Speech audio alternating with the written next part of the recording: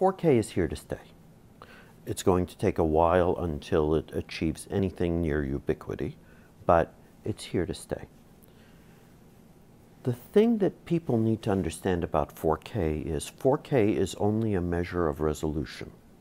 And resolution is only one of many, many variables that have significant impact on picture quality, perceived picture quality. Let me explain that. I said there are many, many variables. I'm only going to focus on a handful of them for purposes of this discussion. You've got resolution. You have screen size. If you have a small screen, you don't need as much resolution. Why? Because the pixels get smaller, right? If you have a very big screen, you need more pixels, or the pixels will become visible. So, resolution, screen size. The third variable is how far from the screen are you viewing? Do you remember years ago, before we had flat panel displays and high definition, the rule of thumb was you had to sit 3 screen widths away from the TV. Why? Because the picture would have looked horrible if you got any closer, right? If you backed away far enough, anything will look decent. HD TV today will allow you to watch something at roughly 1 screen width away. If your eyes are great, maybe a little further back. If your eyes aren't great, maybe a little closer. But if you're watching a 65-inch TV and you're 5 feet back from the TV, HD, you won't see pixels anymore. Now, that same TV on 4K, you won't see pixels until you get to 12 inches. That's the difference. So, just so we understand what this is about, I'll go on the variables and then I'll come back to that. So, you've got resolution, you've got screen size, you've got viewing distance. Contrast ratio is a very, very visible thing, and we'll talk about that as well. Now, we look at things typically, because we live in the United States, we look at it from a US perspective.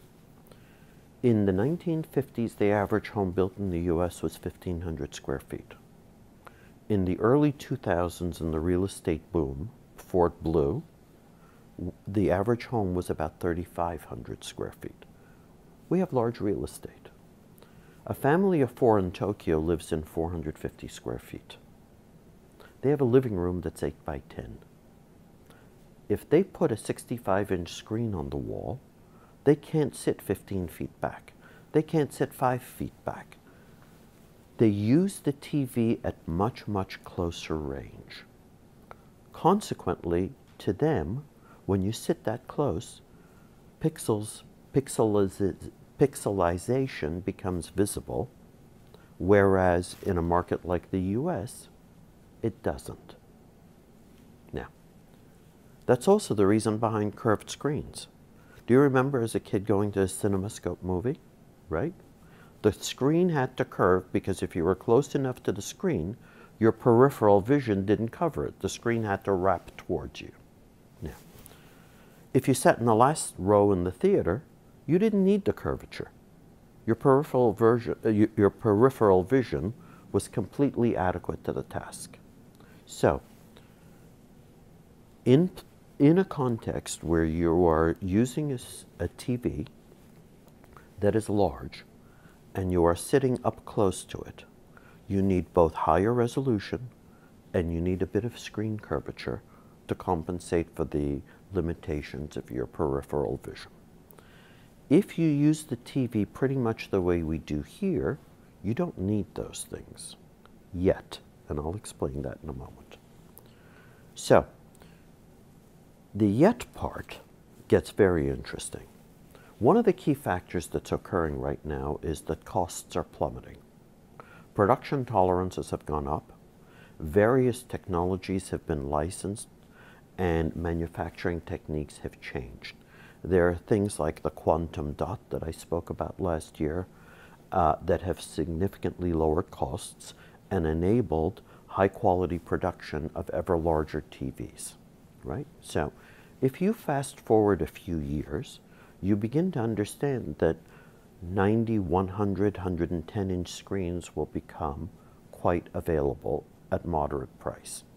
Last year when you were on the tour, we showed you a Sharp 90-inch TV that was retailing for $9,800. Today you can buy that set discounted at $6,000. Last year's $7,500 Sony 4K set, the baby one, is now available at $4,000.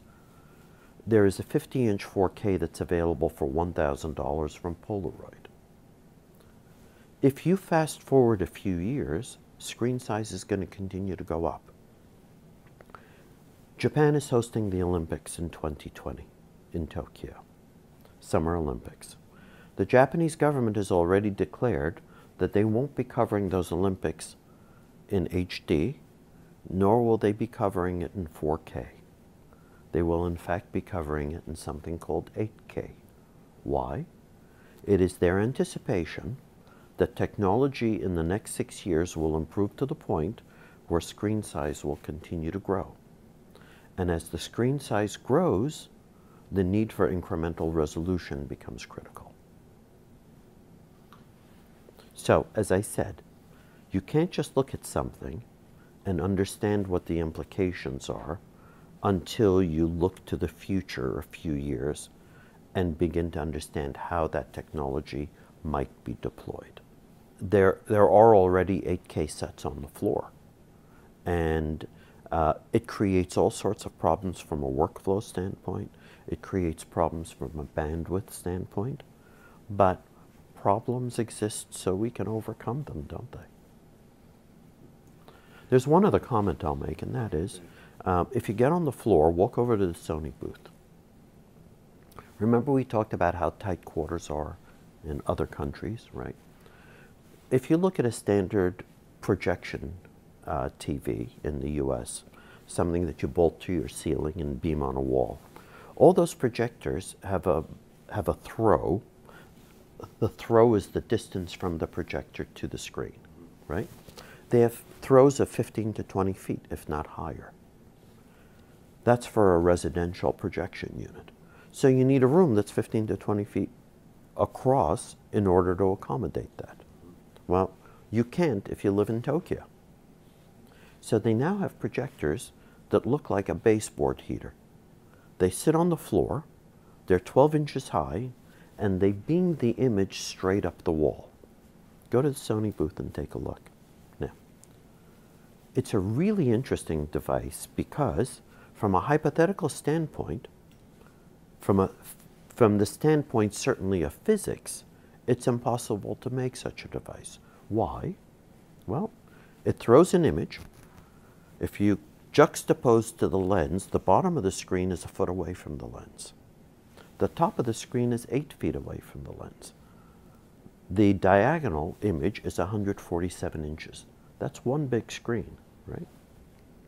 Remember in physics, light falls off at the square of the distance. So the bottom is going to be really, really bright and the top's going to be really, really dark. How do you manage that? Well, line by line, it is computer adjusted to modulate the light down as it goes from top to bottom, okay? There's a second problem, and that is the focal point to the bottom of the screen vis-a-vis the focal point to the top of the screen, 1 foot versus 8 feet, right? You can't have that kind of depth. So what do? They use a Varilux-like technology. If you use a bifocal that's variable from top to bottom, you get the idea, right? So they've overcome certain issues. They've created a device that will throw on any wall and throw a 4K image. Does it look great? No, not as good as a Sony standard projector does, but give it time, it'll look terrific. Tom Friedman has a great line. Today, if it can be done, it will be done. The only question is, will you do it or will it be done to you?